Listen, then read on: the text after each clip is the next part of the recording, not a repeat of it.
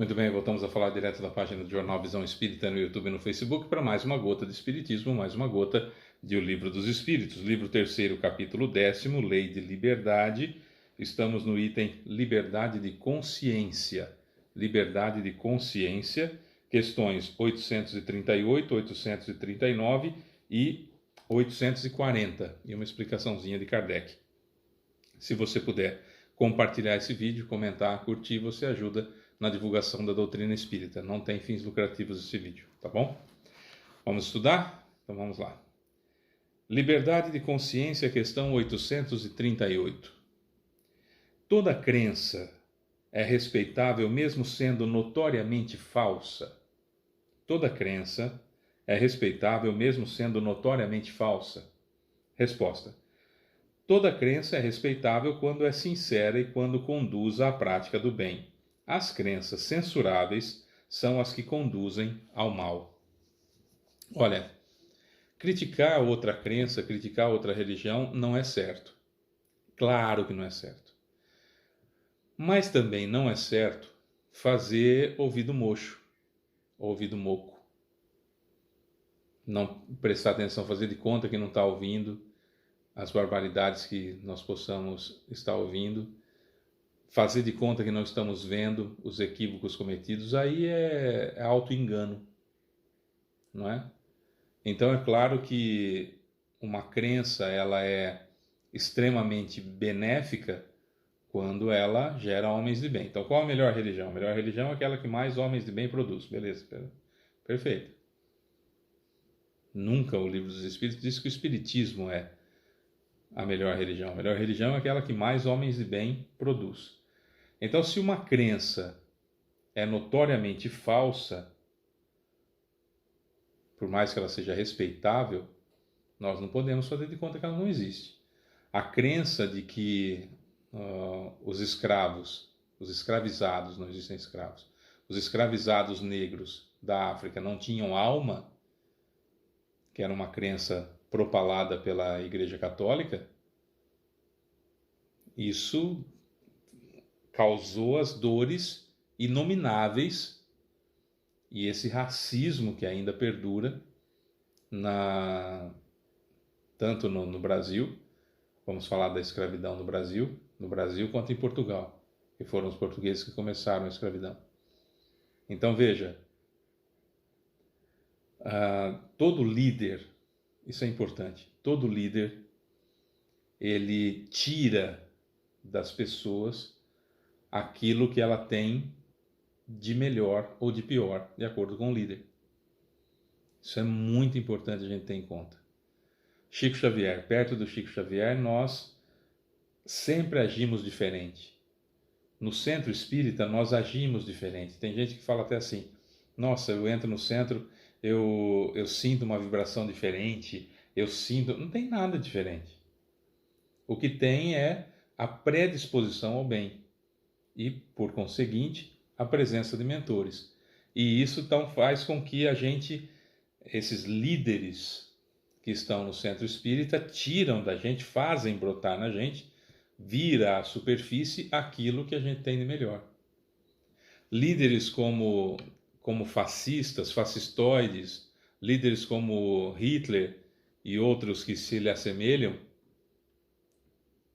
fazem com que venha à tona na pessoa o que há de pior nela.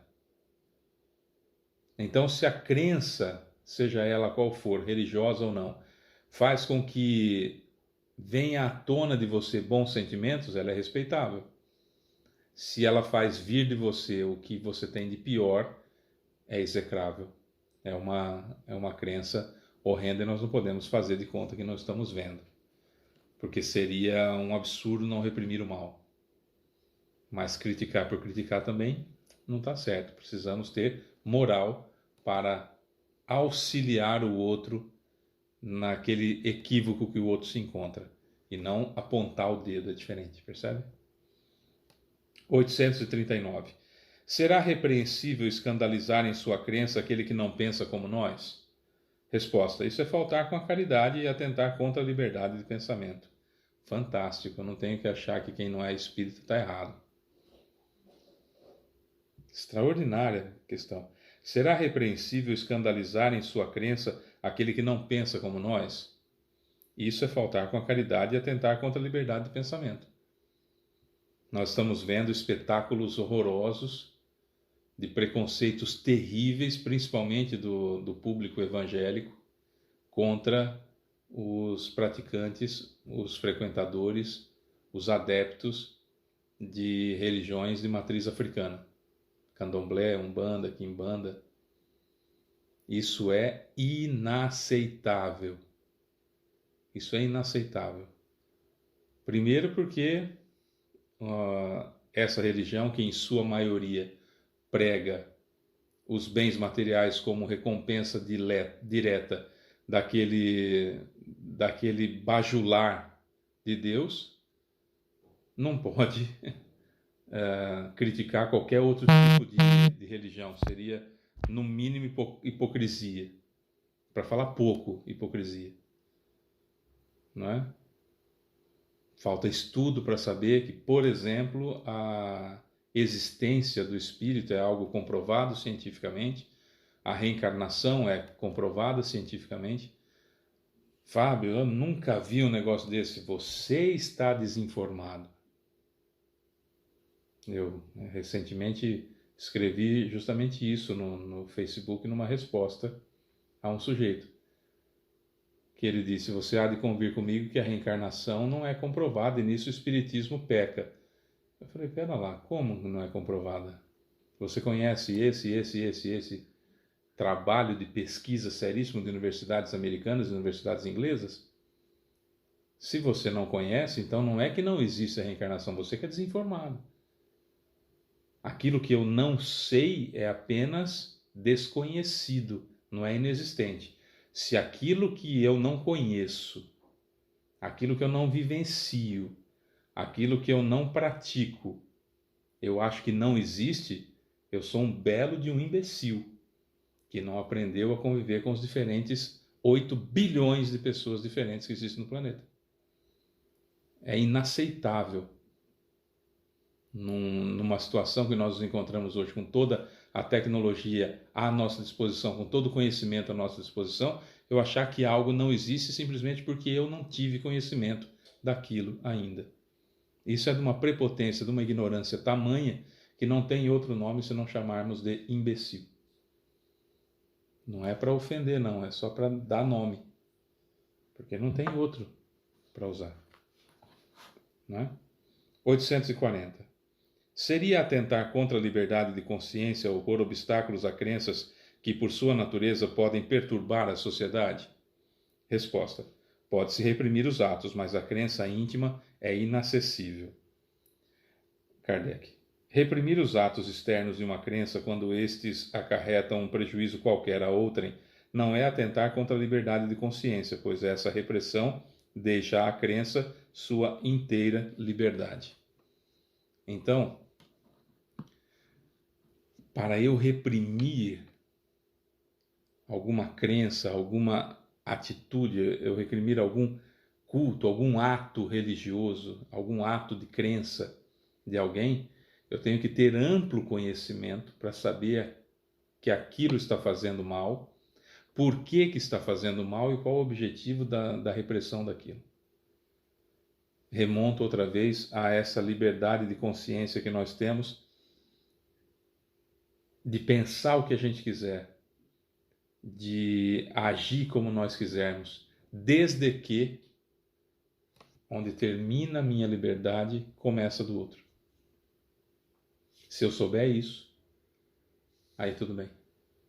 Enquanto eu achar que liberdade de consciência é a minha opinião sobre a opinião dos outros, eu nada mais sou do que um cego que quer conduzir cegos e não aceita que a luz brilhe em cima dele ou que lhe ilumine o caminho. Em outras palavras, um ignorante, hipócrita. Para eu saber se uma crença está fazendo mal a uma pessoa ou a várias pessoas, eu tenho que conhecer aquela situação. Recentemente eu vi um professor, que é o Leandro Carnal, em um vídeo que ele colocou: eu sou ateu, não é? E aí alguém escreveu começou uma celeuma, que ele é ateu, como pode ser ateu, gostava tanto da sua filosofia, gostava tanto das suas palestras, e aí agora você falou que é ateu, você gostou até agora, ele sempre foi ateu, ele só revelou que é ateu. Uma coisa, outra coisa, até porque o ateísmo, ele é algo tão efêmero que em pouco tempo, daqui pouco tempo, no caso do Karnal, que tem 50 e poucos anos, no máximo daqui 50 anos ele vai descobrir que foi uma grande tolice ser ateu. Então, que diferença faz como ele pensa, o que ele acha? O que é importante é aquilo que ele produz. E eu adoro as palestras dele, então estudo muito com as palestras dele. Que diferença faz se ele acredita na ideia de Deus ou não? Não faz a mínima diferença. E eu estava lendo os comentários e depois ele reagiu, em alguns vídeos ele foi reagindo aos comentários, e um deles foi o seguinte: a pessoa disse para ele assim, você vai mudar de opinião quando você lê Kardec. Olha a pretensão desse espírita. Quando você lê Kardec. E a resposta do Karnal foi: eu já li Kardec e não mudei de opinião. Ainda bem que ele usou o verbo ler e não estudar.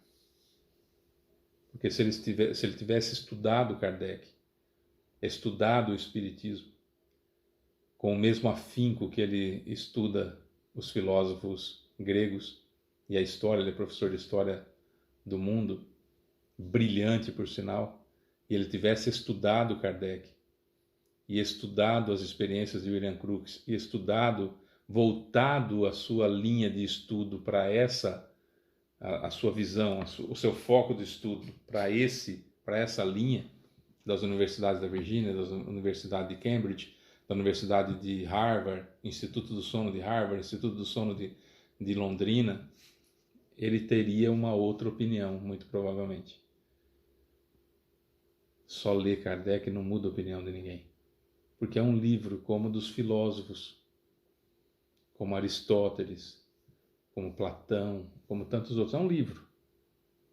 Estudar e entender, compreender é que vai me dar a liberdade de consciência, no sentido de que eu sou livre para pensar como eu quero, desde que eu não infrinja a liberdade do outro de também pensar como ele quer, de entender a vida a partir do olho dele, a partir das suas próprias experiências. Porque se você tem 65 mil encarnações e eu tenho 65.100, é uma diferença tão brutal que muito provavelmente você está no começo do mundo de provas e expiações e eu estou já começando o mundo de regeneração. Estou dando um exemplo bobinho, não estou falando que eu estou começando, não, tá? Vamos inverter, se eu tenho 65 mil encarnações e você tem 65.100, com 100 encarnações a mais, você é muito, mas muito mais evoluído do que eu. E vai compreender muitas coisas que eu ainda sou incapaz de compreender.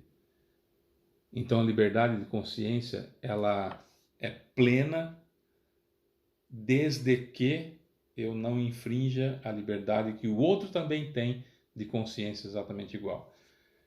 Para eu reprimir uma liberdade de consciência, o efeito de uma liberdade de consciência, eu preciso conhecer tudo à sua volta, conhecer toda a história e saber o tamanho do desdobramento ruim, e aí sim é preferível que caia um a muitos. Frase do próprio Cristo, quando fala sobre correção do mal. É preferível que caia um a muitos. Temos um grupo aqui que está criando grandes embaraços para uma comunidade, é preferível que caia esse grupo. Mas eu tenho que conhecer tudo isso. Por que os espíritos superiores frisam tanto isso? Porque eu preciso de um negócio chamado humildade. Humildade. É isso que eu preciso. Preciso entender que o outro tem tantos direitos quanto eu, e que se eu acho que a liberdade de consciência que eu tenho, que as crenças que essa liberdade me dá, a oportunidade de ter, se eu acho que essas crenças que eu professo são verdadeiras e que as outras não são, eu tenho que estudar a minha a ponto de perscrutar todos os possíveis problemas que ela tenha, e aquela que eu acho que é ruim, eu tenho que estudar também, conhecer a fundo, para ver se não é apenas uma expressão da liberdade de consciência do outro e não está fazendo mal para ninguém a não ser ele.